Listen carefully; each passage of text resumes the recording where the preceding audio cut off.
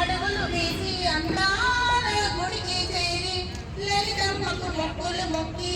రాజన్నను అభిషేకించి బంగారు తల్లి నీకు కుంకుమ పూజలు చేసి మా బిడ్డ పాపలనందరినీ ఓయమ్మో చల్లంగా చూడాలమ్మా మాయమ్మ